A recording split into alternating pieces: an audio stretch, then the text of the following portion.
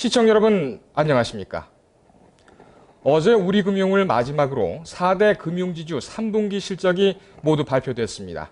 총 순이익이 전체적으로 지난해 같은 기간보다 20% 정도 감소해 실적이 지난해보다 크게 악화됐습니다. 금융지주 3분기 실적 취재기자와 함께 종합 진단해 보겠습니다. 김혜실 기자 나왔습니다. 자, 김 기자. 네. 네, 앞에서 말씀드렸던 것처럼 우리 금융지주를 마지막으로 4대 금융지주가 모두 실적을 발표했지 않았습니까? 전체적으로 좀 어땠습니까? 네, 4대 금융지주 회사들의 실적이 차례대로 발표됐습니다. 워낙 경기가 안 좋고 저금리 기조로 계속 가다 보니까 예상조차 부진한 상황이었는데요. 오히려 시장 예상보다 더 좋지 않은 실적이 발표됐습니다. 우리금융을 제외한 3개 금융지주 회사 실적이 모두 악화됐는데요. 4개 지주사들의 3분기 총 순이익은 1조 6,300억 원으로 집계됐습니다. 지난해 같은 기간보다 20%가량 급감한 겁니다. 특히 신한지주의 3분기 순이익은 4,800억 원으로 전년 동기 7천억 원보다 31% 감소했고요. KB금융지주는 29% 줄어든 4,100억 원으로 집계됐습니다. 하나금융지주 역시 전년 대비 15% 줄어든 2,300억 원으로 나타났습니다. 반면 우리금융은 지난해보다 4% 증가한 5천억 원을 기록했습니다. 3분기 순이익 기준 순위는 우리금융, 그리고 신한금융, KB금융, 하나금융 순으로 나타났습니다. 지난해 3분기 3위 자리를 차지하고 있었던 우리금융이 1위 자리를 치고 들어온 겁니다. 이 금융지주들의 주 계열사는 이제 은행들 아니겠습니까? 은행들 실적이 별로 좋지를 않았는데 이 금융지주들의 실적이 이렇게 부진했던 것은 그 원인이 있었지 않을까 이렇게 생각이 드는데요. 네, 금융지주사들의 주 계열사인 은행들의 실적 부진이 금융지주 회사들의 실적 부진을 이끌었다고 봐도 무관할 것 같습니다. 신한은행 3분기 당기순이익이 3,200억 원으로 전년 동기 대비 29% 감소했습니다. 우리은행 역시 3분기 순이익이 4,600억 원으로 7.41% 소폭 감소했고요.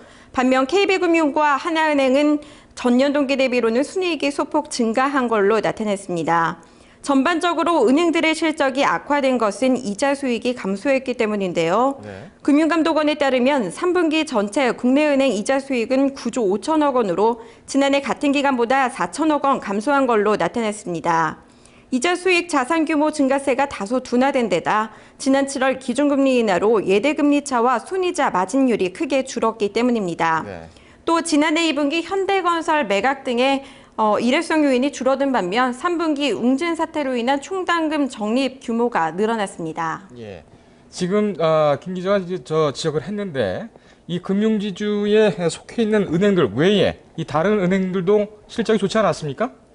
네, 전반적으로 좋지는 않은 상황입니다. 금리 인하에 따른 순이자 마진 하락과 충당금 적립금액 증가가 컸는데요. 오늘 장마 감후 실적을 공시한 기업은행 역시 3분기 당기순이익은 2,100억 원으로 전분기 대비 36% 감소했습니다.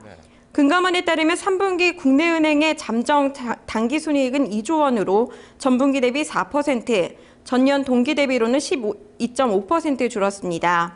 국내은행의 올 1월부터 9월까지 당기순이익은 7조 5천억 원으로 전년 대비 39% 감소한 걸로 나타났습니다.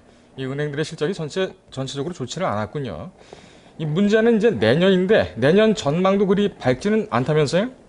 네, 글로벌 경기가 계속 위축되고 있고 저금리 기조가 계속되고 있기 때문에 문제가 큽니다.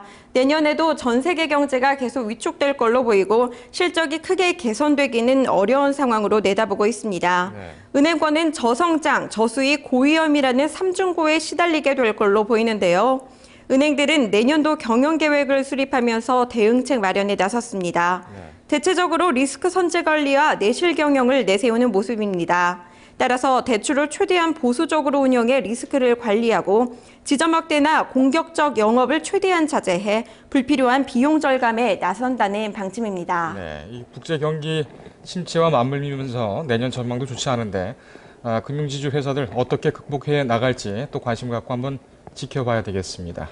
김 기자 오늘 잘 들었습니다. 네, 감사합니다.